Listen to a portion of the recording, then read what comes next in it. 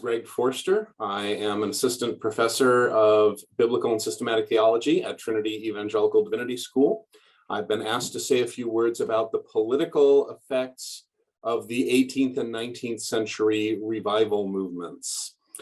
First of all, what were these movements? These were religious movements that happened mostly in the English-speaking world, England and North America particularly, in the 18th century and the early 19th century. Here in the United States, these were called the Great Awakening. And then when it hit again, we call it the Second Great Awakening, which was really creative. The first Great Awakening happened in the 1730s and 40s. The Second Great Awakening came in the 1790s to 1820s or 30s, so much longer. But both were very, very large, substantial religious changes in the English-speaking world that had very important political effects. So what were these movements? Well, they cut across different traditions. The English-speaking world was and still is mostly Protestant, but within the Protestant tradition, there are a number of different sub-traditions, Reformed, Methodist, Wesleyan, Baptist, and this movement happened in all of those different traditions. It was something that cut across the particular schools of thought in the English-speaking world and happened in all of them. It was a reaction against religion that was focused on ritual and formalism and detailed expositions of doctrine. So you would, work out your system of doctrine in great detail and precision. And it emphasized instead religion of the heart, sincerity of feeling, a love for God and a love for our neighbor that were genuine, because it was felt that a religion focused on ritual and formal systems of doctrine was something that people could just go through the motions of and not really believe. There was a real anxiety that people were going through the motions of religion and they didn't really believe in it. So there was this enormous movement to invite people into a different approach to religion focused on belief in the heart and sincerity and authenticity.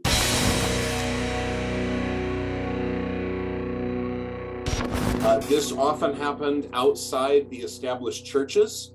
People had revival meetings. They would have them in big tents that they would set up in fields or just in little chapels that they were not allowed to call churches because they had not gone through the official procedure to become churches. So they would just set up a room and call it a chapel and start meeting. So it was outside of the authorized normal system very often. But it did also happen inside as well. This they had a number of different causes. Every major social change has more than one cause. One is a reaction against the disenchanted world created by Enlightenment science. Enlightenment science emphasized that we could understand our world through reason and scientific method and empirical investigation. And as a result, people lost a sense that they were living in a world where transcendent things were present to them and where transcendent things mattered. People were hungry for a sense that God and things of supernatural importance were a part of their ordinary, daily, everyday life. And the world of Enlightenment science had kind of removed the sense that God was present in the natural world. A second thing was a reaction against the rigid moralism of the Enlightenment and of political liberalism that grew out of the Enlightenment. Enlightenment era politics is based on moral rules. And the older approach before the Enlightenment was based on traditions, which were much more complex and richer, and they were lived experiences. And the Enlightenment emphasized formal moral rules that you could write down and just follow the rules was the message of the Enlightenment.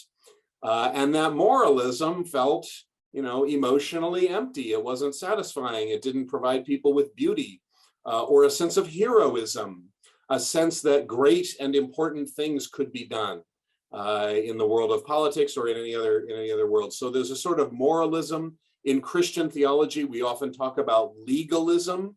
which is where following the rules has become an unhealthy focus that pushes out everything else, that people become obsessed with following rules and they actually stop thinking about God because they're too busy thinking about following rules. And then finally, there was a growing social pluralism. Religious freedom in the era of the Enlightenment was allowing more and more belief systems to come into daily contact with each other. Economic and technological development were causing different belief systems to come into more and more daily contact with each other. And there was a real sense of anxiety, a sense that it was no longer clear that our religion was the true one because we constantly encountered other beliefs. So to some degree, the revival movements were a reaction against that, a desire to reaffirm our belief, to reaffirm that, yes, we really do believe these things. So those are some of the causes. Now, this was obviously very important for the history of religion in the English-speaking world, but it also has very important political side effects. One is an emphasis on reform. So the more formalistic, more ritualistic religion that dominated before the revival era was closely aligned with dominant social powers. So churches were often very willing to go along with, whatever the dominant social powers wanted. Whereas starting in the era of the reform movements, there was a religious emphasis. Starting in the era of the revival movements, there was a religious emphasis on social reform. In the 18th century, this often took the form of fighting alcoholism, especially as societies urbanized in the late 18th century. And so alcoholism became a very big problem, and there were religious movements to fight alcoholism. John Wesley, who was important in the era of revivalism, was very militant against alcoholism and campaigned against the alcohol companies building business models on addiction. Child labor became a growing problem, especially again as the era moved on and industrialization is happening in the late 18th and especially the early 19th century. Urbanism and industrialism bring child labor in factories. And children had always worked on farms, but that was very different from working in a factory. And so the revival movements addressed that. And there were many other kind of social ills, problems in society that earlier religious forms had not made a top priority to reform. The revival movements brought a new approach to religion that really strongly emphasized social reform. And that has continued. So, for example, in the 20th century, the civil rights movement and the movement for women's equality both drew on religious sources that were clearly an outgrowth of the era of revival. The whole idea that churches would organize to change and improve society had enormous political effects by generating reform movements. A second was the effect on revolution. So not just reform, but also violent revolution. The 18th century is sometimes referred to as the era of revolutions, or as the beginning of the era of revolutions, which we are still living through. The 20th century saw quite a few revolutions, and it's not clear that we're slowing down. In fact, we may still be living in the era of revolutions for quite some time. But there were not very many revolutions before the 18th century.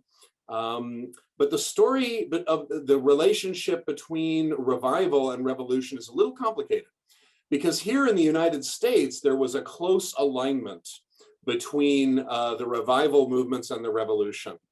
The role of pastors in the American Revolution against British colonial rule was very important. There's been a lot of historical emphasis on this in the recent generation. Historians are emphasizing that the American Revolution and American independence happened in large part because the pastors advocated it. They told people that God, wanted justice in the world and didn't want people to just lie down and accept oppression.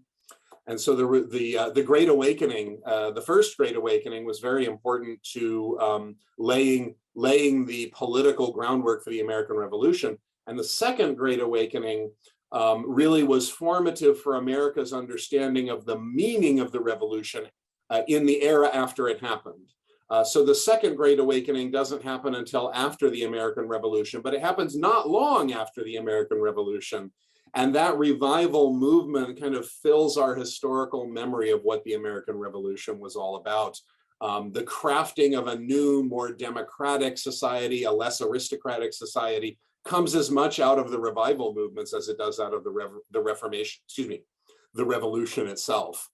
But in the UK, in Great Britain, it's a very different story. Actually, the revival movements in Great Britain were anti-revolutionary. They were very much in favor of social reform, so they were not aligned with the existing political powers, but they taught their people not to rebel violently, but instead to work for peaceful social change. And it has widely been believed that after the French Revolution and the American Revolution, the reason Great Britain did not have a revolution of its own is because its revival leaders actually preached against violent revolution. And also because the revival movements had been successful in moving social change. That the aristocracy in Great Britain became less oppressive because the revival movements demanded reform. And as the aristocracy became less oppressive, the pressure for revolution was relieved because people felt less need for a revolution in an environment where the aristocrats were willing to accept some level of reform. So it has actually been held kind of as it's a controversial thesis, but it's mostly agreed to that the revival movements were actually instrumental in preventing a revolution in Great Britain. And yet, I think because the reason they prevented it was largely because they advocated reform, we can see how even in this case, the power of the aristocracy has been weakened. And the aristocracy becomes much more responsive to society at large. And then finally, I think the revival movements are a major part of the rise of subjectivism in the 19th century, which hardens in the 20th century and becomes a major political issue. This sense that we don't share a universe of meaning or a common moral language. The earlier forms of religion before the revival movements emphasized ritual and form, and they emphasized systems of doctrine.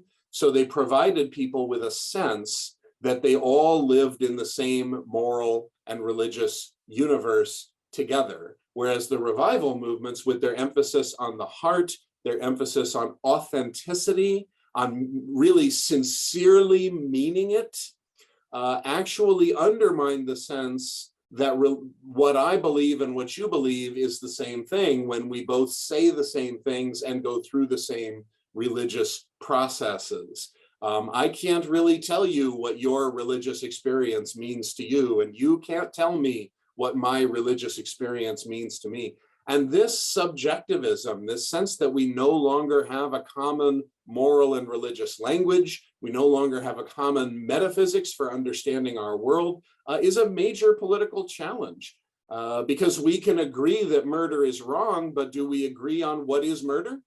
You know, we can talk about abortion, we can talk about bioethics, all kinds of issues where we no longer agree on what the rules mean, even when we agree on what the rules are. You know, we agree that it's wrong to steal, but what counts as stealing? There's kind of a widespread sense that the rules are fuzzy and nobody knows what the rules mean. And, you know, what the financiers are doing on Wall Street, people look at that and say, I'm not sure whether that's theft. That looks, you know, that looks dishonest to me. And it, without getting into the details of whether they're right or wrong about what's done on Wall Street and all of the rest, the point I'm making is we've lost a sense of shared rules.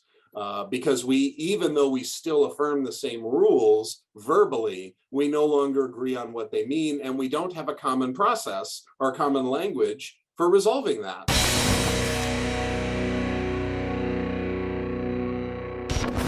So we end up kind of stuck with these bottomless conflicts, and that's a current problem, and I don't know where that's going to go. Now, I think the revival movements were in a way inevitable. I don't want to portray them as either a good, a good heroic thing or a bad, awful thing.